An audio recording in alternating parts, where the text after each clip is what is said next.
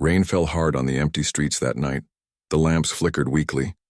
Fighting the storm, most people stayed inside, safe in their warm homes, but one human named Daniel walked alone, holding his worn jacket tight against the wind. Daniel was a worker, an ordinary man. His day had been long, filled with heavy tasks and small pay. He was heading home when he noticed something strange at the corner of the road. A small shape curled up near the trash bins. Unmoving at first, Daniel thought it was just a pile of rags. But then he saw it shift slightly, as if breathing. He froze, listening. The storm covered all sounds, but in one short flash of lightning, he saw her. It was a girl, at least. She looked like one. Her skin was pale, almost gray, with strange faint lines glowing across her arms.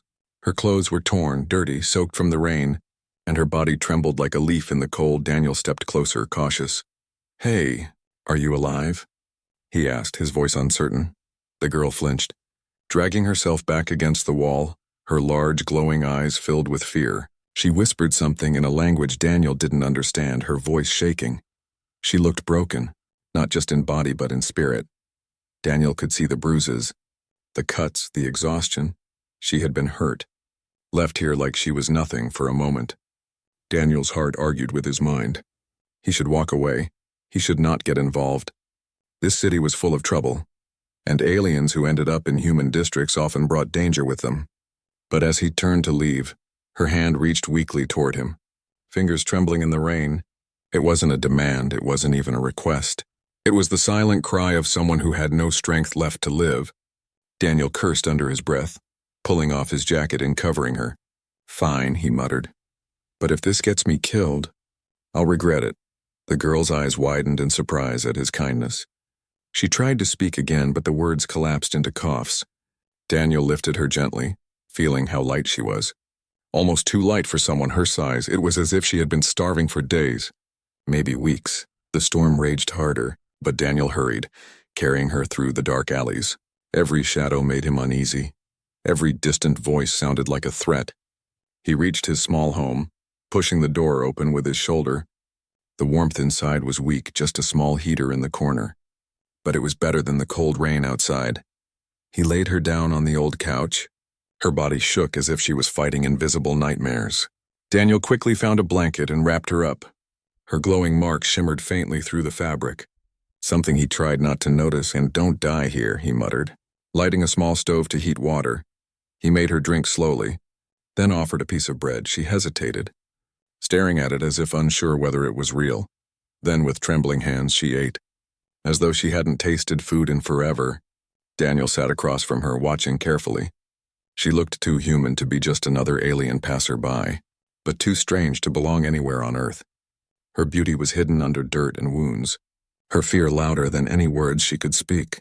He wanted to ask her questions, who she was, where she came from, who had hurt her. But her heavy eyes closed and she fell into a restless sleep. Daniel sighed, rubbing his tired face. What had he just brought into his life? Why did he feel like the storm outside was nothing compared to the storm that girl carried with her? The night stretched on and Daniel sat in silence. The sound of rain against the window mixed with the soft, uneven breathing of the stranger on his couch. He could not sleep, not while she lay there. Every flicker of her glowing mark seemed like a warning.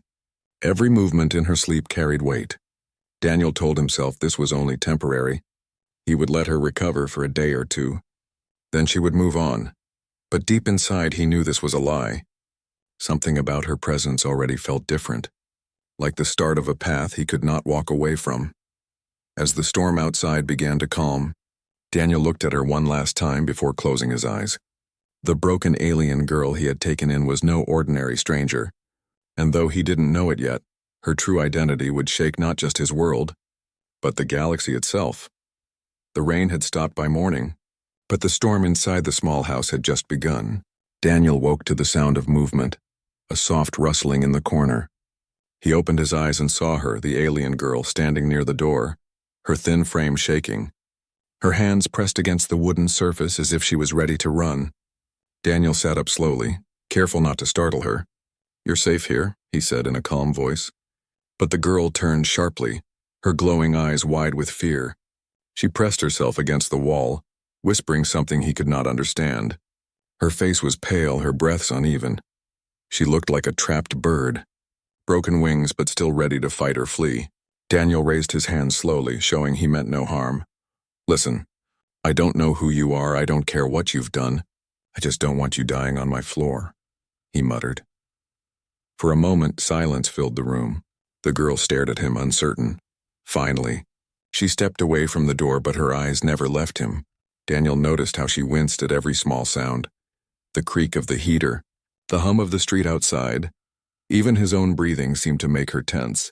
She did not trust kindness, she expected pain, expected betrayal. And Daniel could feel it. Someone had hurt her. Someone had broken her spirit before she ever came to his door. He moved to the stove, heating water again. The smell of boiling tea filled the air. He placed a small cup on the table and pushed it toward her. She did not move, only watching with suspicious eyes. Go on, Daniel said. It's not poison. After a long hesitation, she stepped forward slowly, like a shadow sliding across the floor. Her thin fingers reached for the cup, holding it as if it was treasure. When she sipped, her body shivered, not from the taste, but from the warmth she had not felt in a long time. Daniel studied her quietly. Her skin had strange glowing patterns. Faint but alive, they pulsed softly, as if blood carried light instead of heat. She noticed his eyes on them and quickly pulled her arms under the blanket. Hiding the glow you don't have to hide, Daniel said gently, but her eyes narrowed and she shook her head violently. Her lips trembled before she whispered in broken words. If they see me, they kill. You too. Her voice cracked heavy with terror. Daniel froze. Who was they? Why would helping her put his own life in danger? Questions built inside his mind, but he held them back, knowing if he pushed too hard, she would break again. The day passed in heavy silence. The girl sat in the corner, eating only small pieces of bread, drinking carefully. Every time footsteps passed outside, she would tense, clutching the blanket tightly. Daniel realized she was listening for something, expecting soldiers or hunters. That night, as the city grew quiet, Daniel heard voices outside his window. 2 men were walking down the street, speaking in low tones. She couldn't have gone far, one said. They'll search this district next.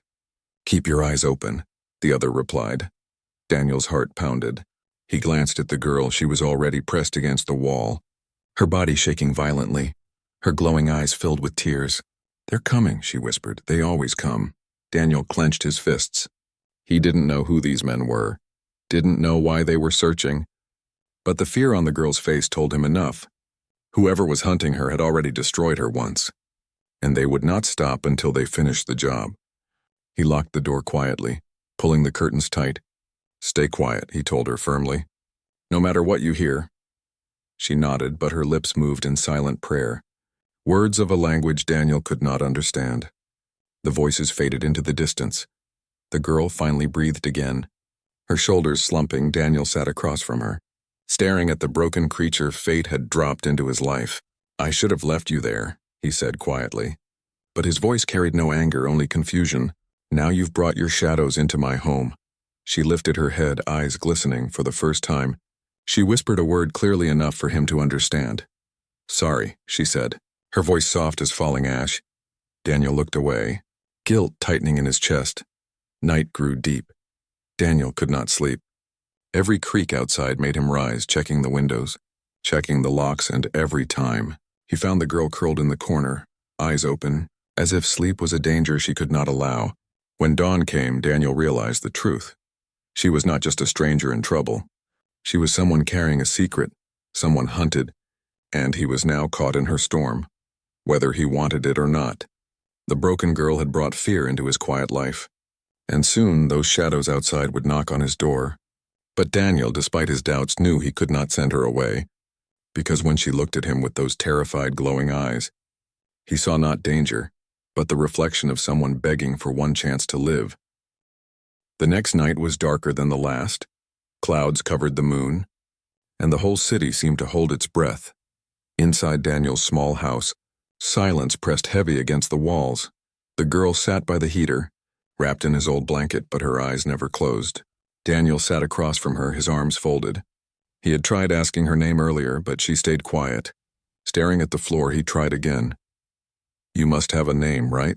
Her lips moved, but no sound came. Finally, after a long pause, she whispered, Lyra. The word was soft, trembling, but Daniel caught it. Lyra, he repeated, testing the sound. She looked up quickly, her glowing eyes wide, as if surprised he had spoken it kindly. But kindness was not enough to hide the questions building inside him. Every time she shifted the blanket, Daniel caught a glimpse of those strange glowing lines on her arms. They weren't tattoos, they weren't scars.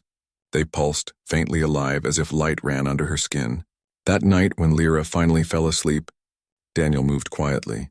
He hadn't meant to watch her. But something strange pulled his eyes as she dreamed. The glowing lines across her arms grew brighter. They spread to her shoulders, across her neck, down to her chest, patterns forming like ancient symbols. Daniel leaned closer, his heart pounding. The air around her felt warmer, humming with something invisible. The small heater in the corner flickered, and the light bulb above his head dimmed. The very air seemed to bend around her. Then she whispered in her sleep, her voice shaking, "No, don't take it, please." Her fingers clenched tightly, as if fighting something unseen, and suddenly, the cup of water on the table slid across the wood, moving without touch, spilling on the floor. Daniel jumped back, his chest tight. He stared at her, terrified. "What the hell are you?" he muttered under his breath. The noise woke her. Her glowing marks faded instantly, dimming like dying embers. She sat up sharply, her breath fast, eyes darting around the room. When she saw Daniel staring, her face filled with fear.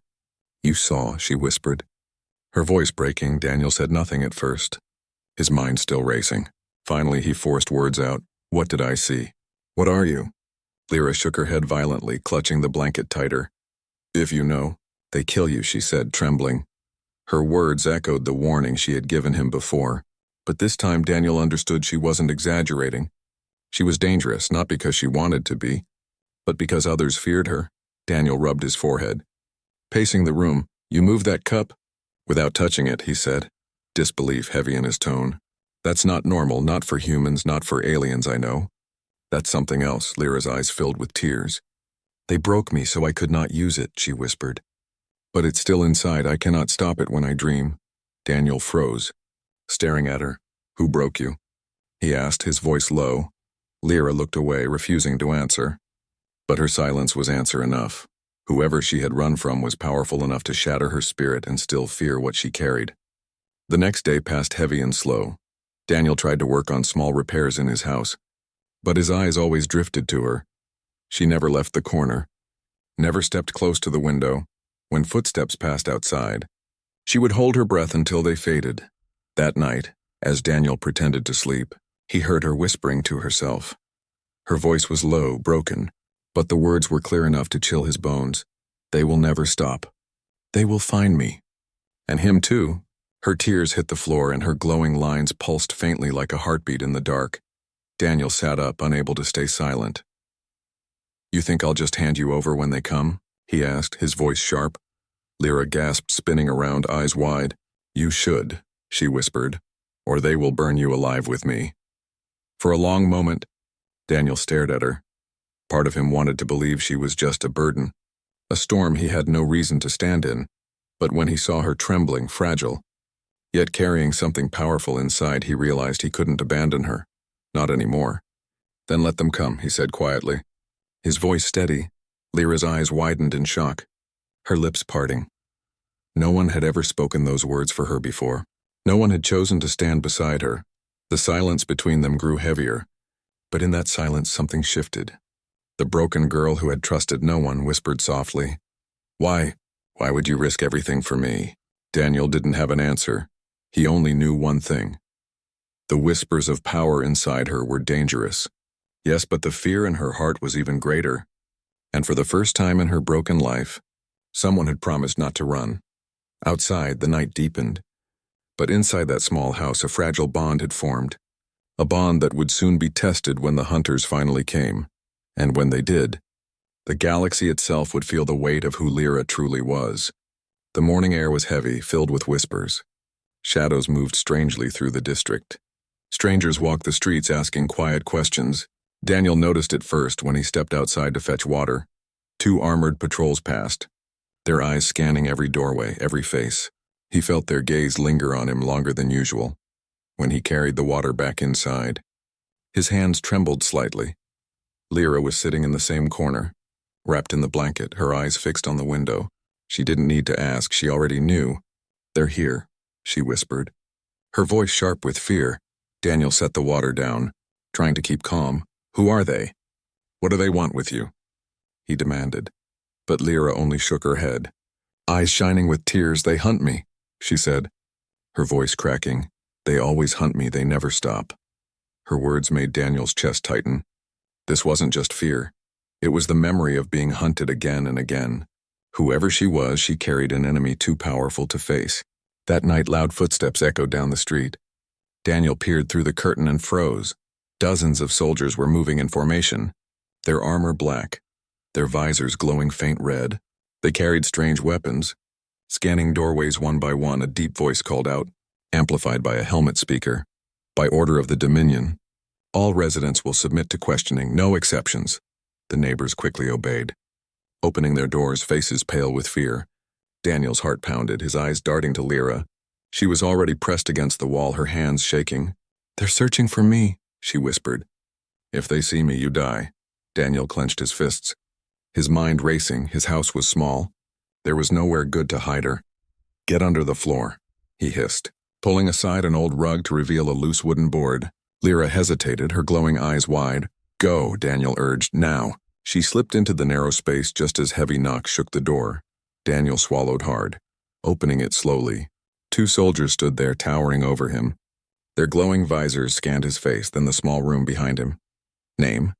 "One demanded, Daniel," he answered firmly, trying to sound bored. "Occupation?" "Laborer," Daniel muttered. "You can check the records." The soldier's gaze swept the room again, lingering on the couch, the stove, the blankets. "You live alone?" The second asked sharply. Daniel forced a shrug. "Does it look like I have company?" The soldier stepped inside, scanning every corner.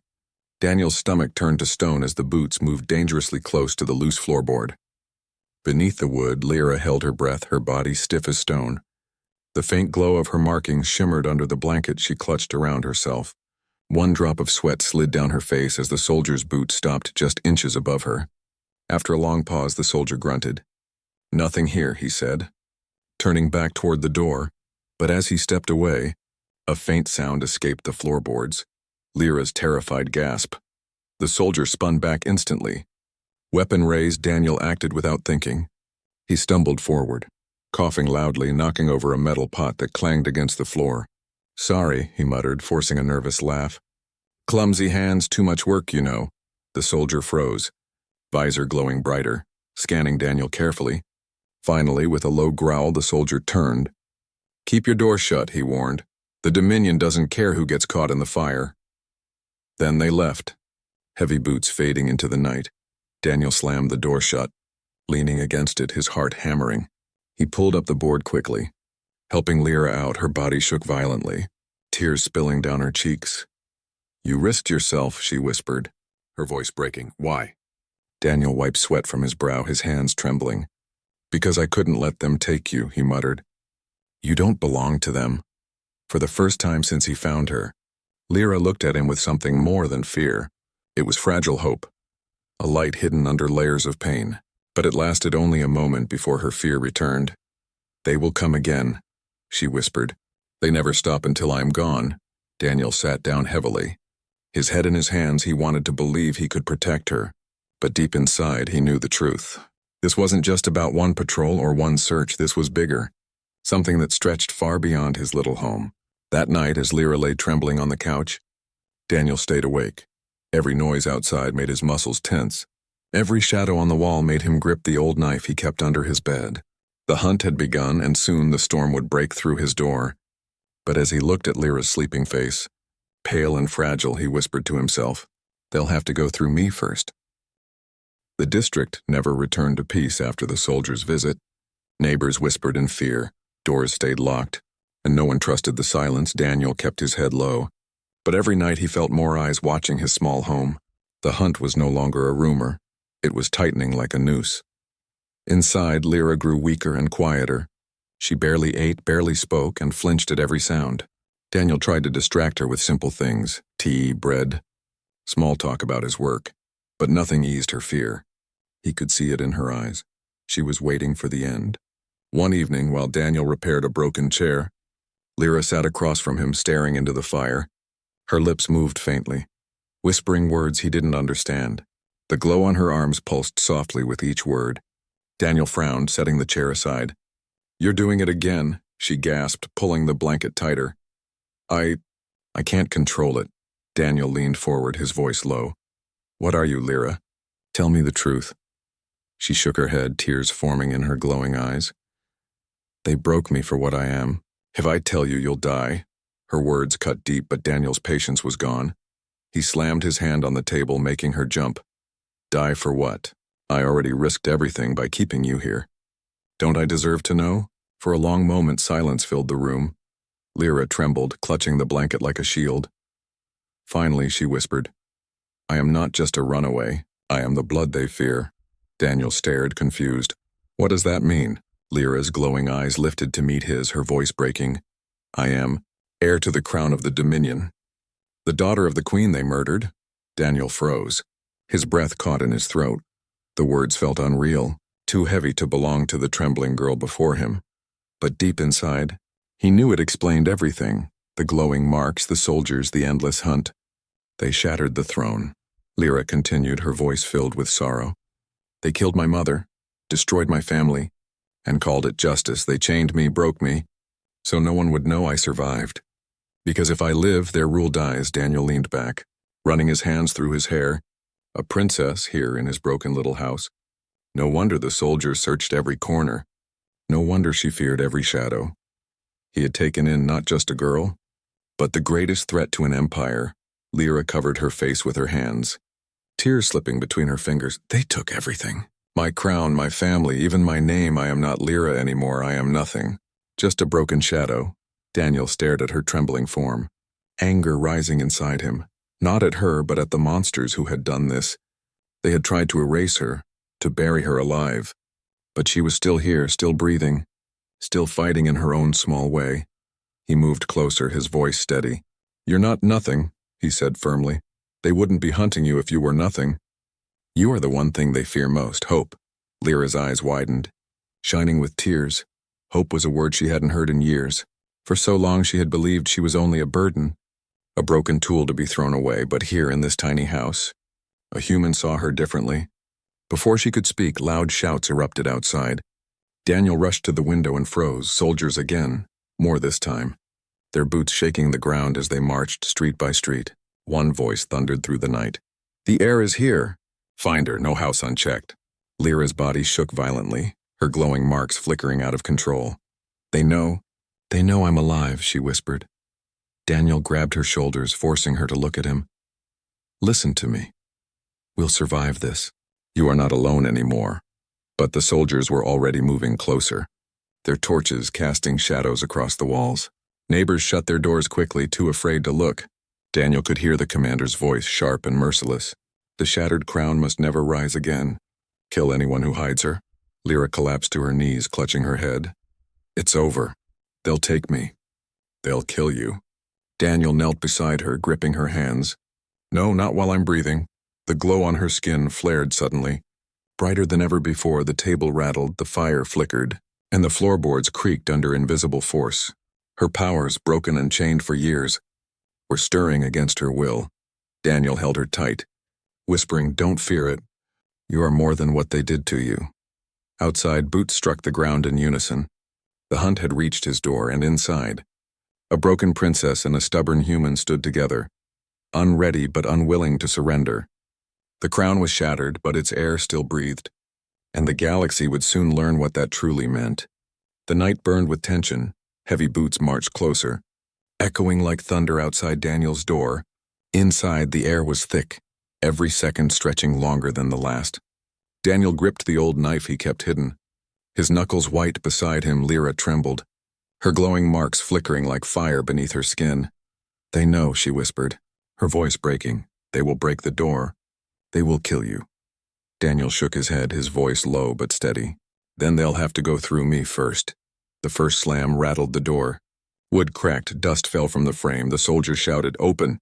By order of the Dominion. Daniel stepped in front of Lyra, his body a shield. The second slam split the wood. Lyra clutched her head, her body convulsing. Her power stirred, wild and uncontrollable. The lantern light flickered, the stove shook, and the floor groaned under unseen force. Then the door burst open. Black-armored soldiers stormed inside, weapons raised. Their visors glowed red in the dim light, scanning the room. "There she is," one shouted, pointing at Lyra. Daniel lunged forward, slashing with his knife. It wasn't much against armor, but it caught one soldier off guard. The blade scraped across the visor.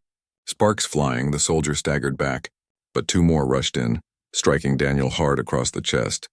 He fell, gasping for breath, but before the soldiers could grab Lyra, her glow exploded. The air rippled, the table shattered. The soldiers were thrown against the wall. Her scream filled the room, not of anger, but of fear. For a moment, silence fell. Smoke curled from the cracked walls. Dust floated in the air. The soldiers groaned, struggling to rise. Daniel crawled to Lyra, clutching her trembling shoulders. "Stop," he begged. "You'll tear yourself apart." Her glowing eyes met his, wide with terror. "I can't stop. They broke me, but the power never left if I let it go. It kills everything." The soldiers regrouped quickly, their commander stepping inside. His armor heavier, his voice sharp like steel. "So it's true," he said, his visor reflecting Lyra's glowing form. "The shattered crown lives. Not for long." He raised his weapon. Its barrel glowing, Daniel moved without thinking. Throwing himself in front of Lyra, the blast struck his shoulder. Burning pain tearing through him, he collapsed but refused to move away. His body still blocking her, the commander sneered. "Pathetic human, you protect her? Do you even know what she is?" Daniel spat blood, his voice hoarse.